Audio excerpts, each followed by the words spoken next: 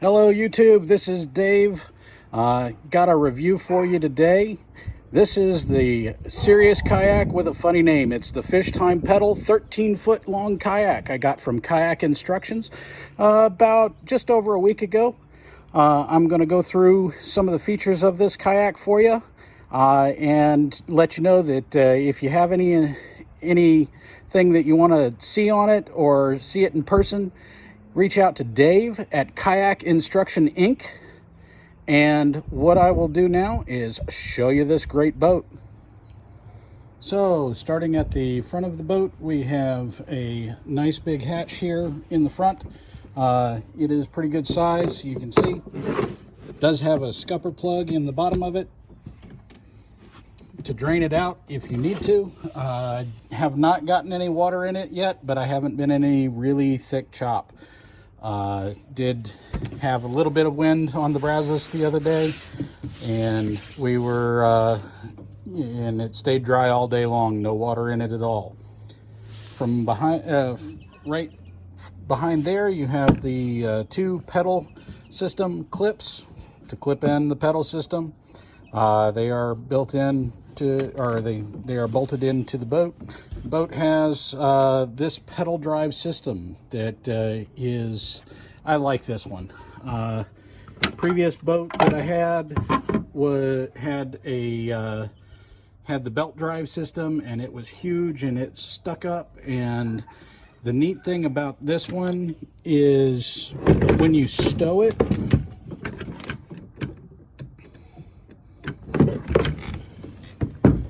it folds up. So you can fold it up that way, and when you take it off, it folds up completely. So it creates a nice small package with which to use. It does, the prop is adequate, an easy pedal. An easy pace gets you about right about 3 miles an hour, and that was measured with my Garmin Fish Finder GPS. So right about 3 miles an hour, nice and easy, good glide, and that sort of stuff. The only thing that I'm thinking about doing on this one is I have seen weed guards for this style pedal system. I'm gonna get one and check it out and make sure either that or print one. I do have a 3D printer, so print it to try and help alleviate getting some weeds stuck in there. I've heard that that's some problems. I do like the way that this prop is pitched. It is feathered quite well on the outside, and a pretty aggressive pitch towards the hub. Again, gets about 3 miles per hour with an easy pace. Right back here, you see the through hull for the pedal system with the hatch that goes on it. One thing that I have noticed about this hatch is I'm going to have to trim this area out right here, because when the pedal drive system is in, it doesn't like to sit down properly. So I will be doing some modification to that. On this side, or on both sides actually, you have gear track rails. The nice thing about this boat is everywhere that you see a bolt into the hull, it has a brass insert. So they are not screwing into plastic, they are screwing into brass inserts. Those are all welded in brass inserts. And that is something that is great. You know, some of the American manufacturers don't even do that. So this thing is made in China, but it's okay, it's a good boat. Back to the lawn style chair. So just like all the others, it has straps to hold the back in whatever position that you want it. It does lay really far back. It does fold down forward. I threw a bungee on there for transport because this thing lives in my shed, and I don't have to take the seat off every time that I bring it home.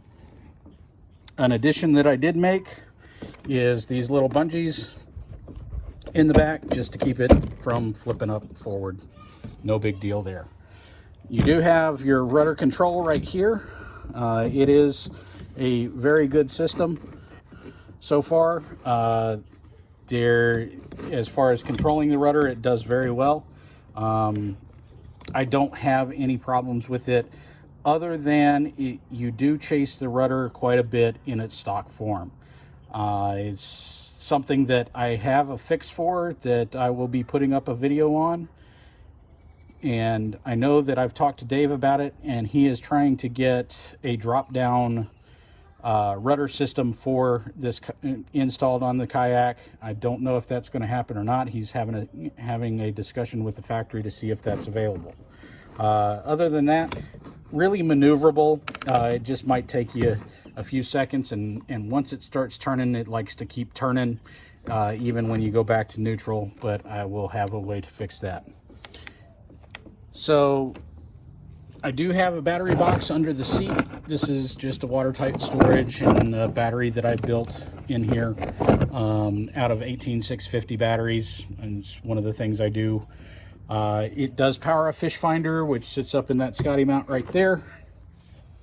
And you'll notice that one of those cables goes through the scupper plug. The cool thing about this this inexpensive kayak is that it does have a scupper, or it does have a mount pocket underneath for your transducer, and I'll show that in a minute. Here we have a hatch with a cat bag already installed. Does have some access into the hull. Not a lot of access, but there is some access into the hull right here. I do plan on rigging up a light system for this kayak, because we do go at night and want to be seen by anybody that's out on the lake.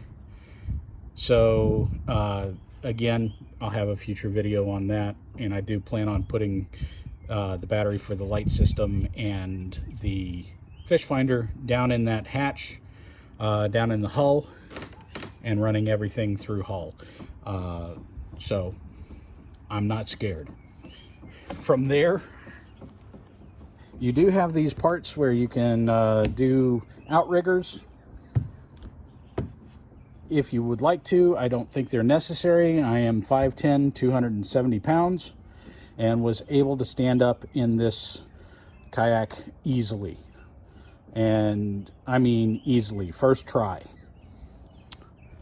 The back deck area, you do have a recessed area with scupper plugs, or with scuppers, and a mat. Wish the mat was a little bit thicker and actually extended up above the plastic so things would stop sliding around, but hey, what can you do? Everybody's got something that they don't like about their boat. From there, it does have plenty of space for a milk crate, cooler, camping gear, whatever you need to take along with you. There is a huge area for that. This boat measures just over 13 feet long, so it is long, and it's got plenty of room and plenty of stability. Coming down the right hand side, you do have a paddle holder bungee system here.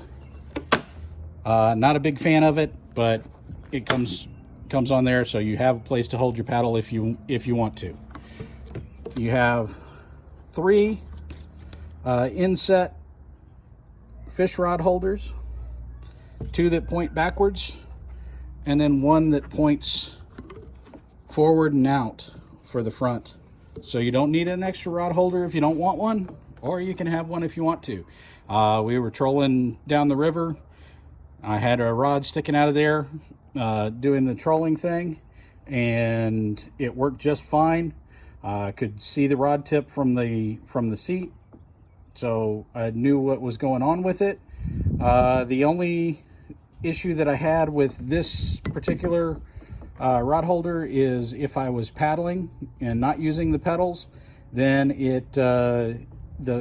the rod got in the way a little bit, so I just moved it to the back and kept on pedaling and going.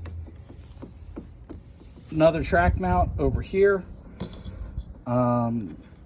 Just kind of deciding what to do with it. Oh, one of the things that I did find out, when it comes from the factory, you have these little end caps, and they put them on this end right here, and when they're in, you can't slide your accessories in through this end. That's a wall down there, so I will be taking those tracks out and putting these end caps on the opposite end down here, so it butts up against that plastic and I can slide my stuff in and out from this end over here. You do have soft decking material here. It feels good. It gives you plenty of traction to stand up, and nothing bad to say about it. So let me get a couple of things off of here, and I will go ahead and flip it over and show you the pocket for the transducer.